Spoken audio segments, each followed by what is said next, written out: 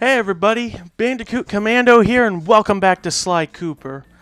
Last time, we went back to Fire in the Sky and we specifically went back to Duel by the Dragon to get not only the last safe to the last pages of the Thievius Raccoonus to get our last ability, but then I showed off what these Master Thief sprints are at Raleigh's and getting the last one at Duel by the Dragon. And we ended up seeing the making of Sly Cooper. And also, I just noticed that this next one, commercials and outtakes, we'll see that once we're done with all this. So today, I'm going to go to every level and let you hear the commentaries. And I'll also look at the information of the enemies we never got to see. Mostly the ones here at Tide of Terror and at Mugshot's place. Because we saw them all at Miss Rudy's and at Panda King's, but not here, so I'll be quiet throughout all these commentaries, but I might let in my own little comments, mostly if it's something funny. So before I play this commentary, I should also say,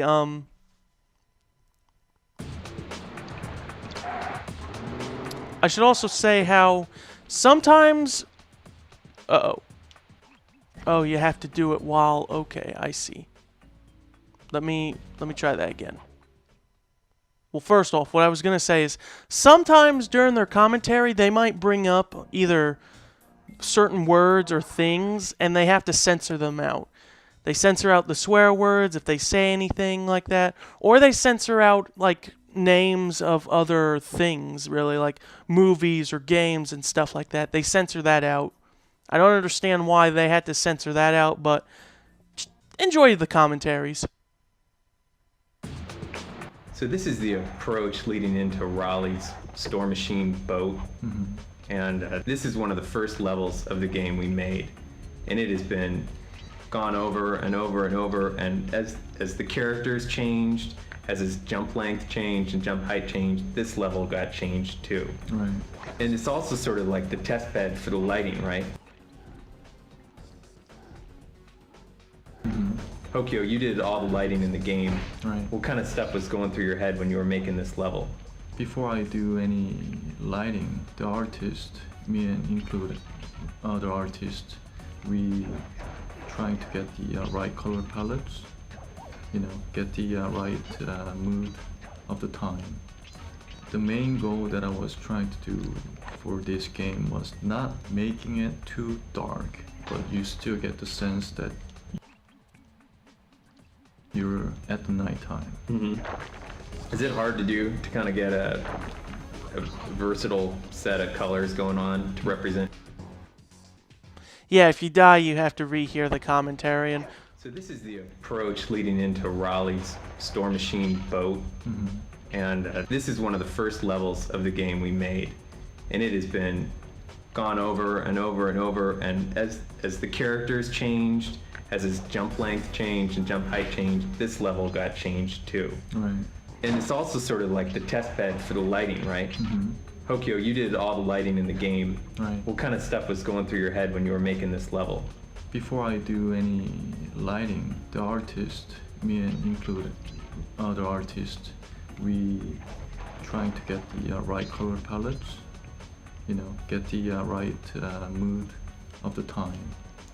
The main goal that I was trying to do for this game was not making it too dark, but you still get the sense that you're at the nighttime.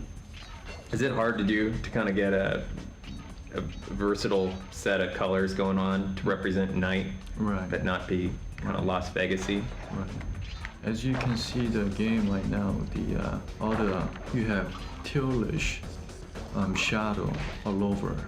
That is our shadow. Most of the game uses black as the shadow, but we have different lighting that can make the shadow. We can choose the color shadow. We can make it pink, blue, whatever color, and we can give the intensity and stuff like that. So it's just a lot of time consuming just trying which shadow works the best with these textures. That was the most time consuming was with the textures. Does it works well with the blue You know, if it doesn't, then we slightly change the saturations or the colors of the textures. We did a lot of process on those in this level. How many times do you reckon you went through this level and relit it? Maybe more than 30 times. Whoa. Yeah. That is intense. Because we're dealing with the fog and the shadow, and the most important thing is the brightness.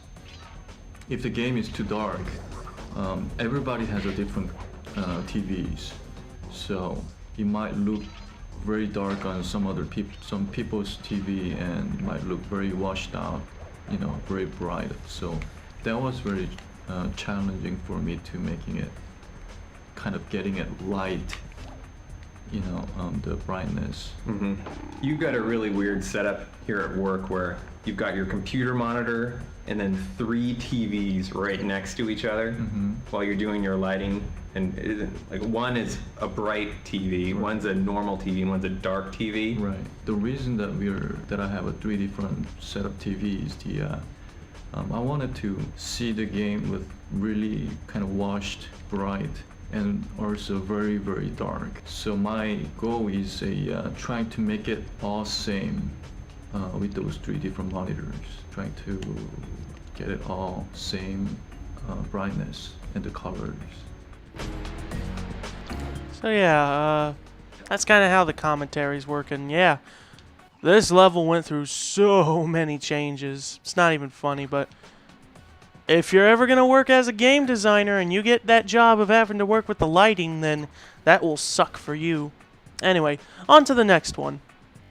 You may be saying this level is large, but it is actually a third of the size of the original level. The original concept behind the original NPCs was to tie them to Alice in Wonderland. What was challenging in lighting this level, Hokyo? You have fire in here, you have multi-levels. You have lasers. Yep. Okay, the hardest thing for this level was you have 2 different kind of set of mood. One is very cold. You start with cold, and at the end you get hot. So we have we can only use 1 fog in this level, actually for every level. So choosing the right color of the fog was very difficult to stay the same. I mean, Keep it consistent with the other level. right. Just having that progression, from the very start. Wasn't there an octopus, or was that in a long, long time ago? That was in a long, long time ago for this level. Tentacles were there behind. It was behind. We were the very door. sad when it was removed. Yeah. It was quite large. It's a sad day. It was a huge octopus head, and you got to knock its eyeballs out of its sockets and knock its teeth out of its And its eyes head. looked at. Eesh. Yeah. It was pretty creepy, wasn't it? And he had a bow tie. Our NPCs were all kind of formal, wearing formal wear. Oh, that's it? Wow. Yeah, I could tell this level was probably meant to house more, but yeesh. An octopus, huh? Well, on to the next one. After doing the crankshaft level, we decided that it would be impossible to finish this game with levels that are that size. So we decided we were kind of in this mode where, okay, that was a regular big level, and we'll also do these smaller levels that are kind of bonusy. And we wanted to do one that was just pretty much all secure, as much security as I could put in. So this is going to be a small security level, and it ended up being actually pretty Good, great size. a good size. For security in the game, we decided to go with a kind of 1 free hit per system, I guess you could say, where they're kind of in sensor mode. They're yellow, and they don't actually cause damage to you if you trigger it, but it sets off the alarm and changes them to a damage, this kind of red damaging state. And we primarily did that, for inexperienced players to give them an extra chance to get through instead of just hurting them every time. And also because we like the idea of you running around while the alarms are blaring, and it's loud, it's a little disorienting. It's something, if it immediately burned you, a lot of people would probably, like die then and wouldn't get that experience of running around while the alarms are blaring. So we thought that was a good thing. So we switched to the kind of one free hit, I guess, per system. We were under really tight constraints. The challenges of creating this environment, one of our best traits is that we have a great way of communicating. So between the designer, modeler, and texturist, we made sure that whatever we were creating could get done in the time we had available. We really adjusted when we had to. We adjusted things in the model to work for gameplay. And then also before I did my final handoff, I really talked to the texture artist, because he had like a limited amount of time, and said, hey, this is what I did, and I really tried to model it toward him being able to texture it in a fast period of time and also look great. So it was really great. We really talked about, and we learned a lot about our game designer process through this. After this, Rob started doing almost all the elevation and final, doing any turns, adding any elevation changes, and so it really helped the whole process along the way. And this is also I think our last level that had split collision versus what you see on screen versus what you like, kind of the physics that you're running around on. So this really was a transition. Yeah, a transition from how we did levels, and it was. I think it really helped us get in a position where we could finish the game. Yeah, it's totally true. We can do stuff fast, yeah. This level began with just the kind of mechanic of this wheel that you can interact with by running on it. And it's kind of one of the few more puzzly kind of elements in the game where when you walk up to this thing, it's not completely straightforward what you're supposed to do. Yeah, it's not immediately obvious what that wheel is used for. So, getting, in both these cases, it's, driving, running on it drives the animation of another, something else in the scene, whether it's the hooks or the conveyor belts. Right. And I don't know I know you've done some rigging in here. Yeah, I actually had done the rigging on both of the wheels, and so that was a little bit challenging from the perspective of the conveyors. The conveyors that we've got in the back wall there, with regard to the getting the textures to actually go with the speed of the conveyors. That was the challenging part of rigging this, was doing that work. But most of the rigging just was driving the animation, changing the speed of the animation of the hooks going around, or changing the particles of the steam coming out of the whistle. Right, and that's what the extent of the rigging was. The hot coals that roll down on the floor, it's something that I've stuck to my guns on this. A lot of people have not liked the hot coals because I think they're great. Because it's kind of this random thing. It's not something it's totally easy to predict, even though the floor has been modeled with kind of these dips to really, they pretty much, they're real physics, but they're going down a pretty similar path just because of the shape of the floor. There's kind of a valley there that takes it right down to the grating and then back around again. We're kind of actually moving, when the coal gets to the bottom of the shaft, we just move it to the top where it comes out of to respawn it. So it's kind of like a transporter or something like that. And at one time, instead of the clues, we had these bags of loot that they would roll on the ground. And it was funny when you would break like a safe open and this bag of loot would come out, and it would roll down this hill because it's designed for these coal to roll down, and then it would fall down the chute, and then the money would come out of the chute where the coal's coming from. So it kind of revealed exactly how we were doing this. Yeah. I can imagine a player seeing the loot going down and going, "Oh no, I just lost it," and then looking at the chute, and there it is popping out. This is another one of these levels where actually the key is available right at the beginning. You can see where it is. It's a little small, but still the key is right on this ledge, very, very close to that main, that first elevator when you go in. And so you're going to end up going into the level and coming all the way back out on a different level. Brian actually did some initial, like, kind of level layouts for this. Yes. And that's what got me started in that kind of really double-deckering Yes. the game path in here. And we did that in other places too, but Yeah. this was like the first where we really did a one of the- serious double-decker, Yeah. Different types of kind of challenges on the top and the bottom. And Right. And Hoagie also did the texture maps for all the NPCs. Kind of, you really unified their kind of visual style in a really good way.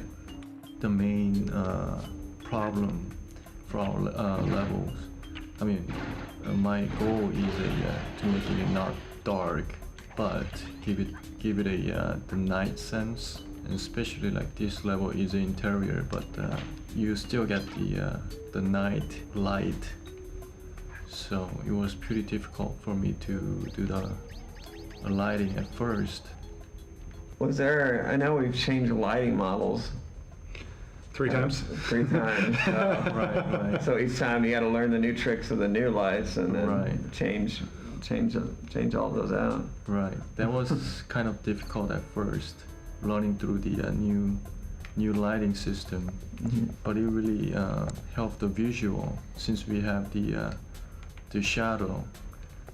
Most of the game doesn't have the shadow system, so shadow turns to just a black. They cannot make it to the colors, and thanks to our programmers that made it happen. When you collect the key on this level or any of the other levels, you'll notice that the background kind of completely goes dark, and we kind of go into this letterbox and show you this animation of Sly picking the key, and it's kind of funny. We use this alternate lighting model to darken everything else at this very base level. It was a weird kind of just hack feature I put in to just darken everything. But then you have to say, well, I don't want to darken Sly because he's the one collecting the key. So Sly is actually marked as like, don't darken me, but he's the only thing in the whole game that's marked that way. Oh, and the key is marked as don't darken me. But everything else in the game gets darkened by this alternate lighting model when you collect your keys. So this started off as a puzzle where you were going to come to the end of this boat deck, and actually the top of the boat deck where the first starfish throwing NPC now is, was going to be the training section. And the idea was going to be that there was going to be invisible lasers all over this area, and you were going to have to spray something into the ahead of you to expose the beams, either smoke or frost or something in front of you. And so it was actually laid out very rectangularly, and there were all these things to jump on, these floating platforms to jump on, and you had to kind of, each time you did a jump, you had to kind of look around you for the invisible lasers and then make your next jump. And as we backed away from the puzzly, slower gameplay, that was the first idea that went away. Yeah. So then what came? Well, there was also the idea of once you got to the rear set of the buoys that floated on the water, that there was a giant fish that was setting the Oh way. yeah, the giant fish. And he was the one that paced you and made you want to move forward faster and get through the level, or otherwise he'd come up and gobble you up. Yeah, so the giant fish, he got cut. Giant fish got cut. We definitely learned a thing or two about physics engines in games. How the predictability of something animated over relying on the physics engine to work itself out is usually... Yeah, the physics engine tends to work well in really clean, isolated situations, or in shrapnel, or in other situations where you want good-looking sort of ambient animation, but not as good for stuff that has to work 100% of the time, super predictably. And then I think environmentally, I think this was one of our first levels that really had a good kind of, I don't know, misty, really rich kind of textured feel to it. You know, the fire on the side, which you can see from outside, and the approach even. All the like the moss hanging off of Yeah. everything, and just kind of. Yeah, a lot of really kind of organic richness in this level, especially back, when there was fish and all that stuff. The water's, being space warped and, has some interesting stuff going on, and, all the surface effects that the texture artists put in, all really, I think, made this a really good looking level, and one that we kept investing in because it was something that, the surroundings were so appealing that we wanted to make sure we used it in a really constructive way. The wisps floating through the air and whatnot, but with fire in the background, brought out a great richness in the environment. I remember when I first loaded it into the world after it had just gone through this massive change, and it was just one of the most spectacularly beautiful levels that we had at the time. That it was just exciting to go back and play through it.